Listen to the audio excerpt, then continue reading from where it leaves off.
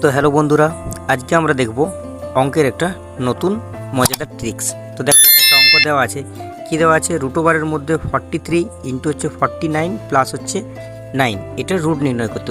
তো তুমি যদি জেনারেল প্রসেসে নির্ণয় করতে যাও তো অনেক সময় লাগবে, আর এটা তুমি পারবেও না হয়তো। দেখো, তাহলে এটা শর্টকাটটা আমরা একটু দেখে নিই। তো দেখো, প্রথমে যদি এরকম নাম্বারের রুট করতে দেয়, তাহলে আমরা শেষ যে নাম্বারটা আছে √9, এই 9-এর √ওভার থেকে বার করবো। 9কে রুট থেকে বার করলে কত আসে? 3। এটা আমরা সবাই জানি, ঠিক আছে।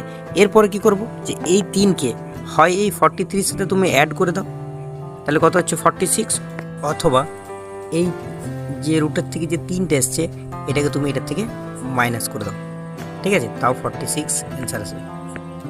ঠিক আছে, আশা করি বুঝতে পেরেছো। আরেকবার দেখো কি করলাম। প্রথমে রুটের মধ্যে যেটা আছে সেই এই নাম্বারটা, শেষ নাম্বারটা, এটাকে আমরা পিক করব। এটার স্কোয়ার রুট নির্ণয় করলে কত হবে? 3। এবার এই 3কে আমরা কি করব, হয় 43-র সাথে অ্যাড করব, অথবা এই 49-এর থেকে মাইনাস করব। ঠিক আছে, দুটোর অ্যান্সার কিন্তু একই আসবে। আশা করি তোমরা বুঝতে পেরেছো। আমি করে দিচ্ছি। দেখো, আমরা কি করব, এটার স্কোয়ার রুট নির্ণয় করব।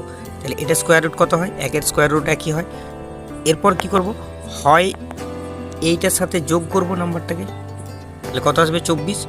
অথবা কি করব, এইটার থেকে এটা বিয়োগ করব। দেখো, বিয়োগ করলে কত আসছে? 24। তাহলে অ্যান্সার কত?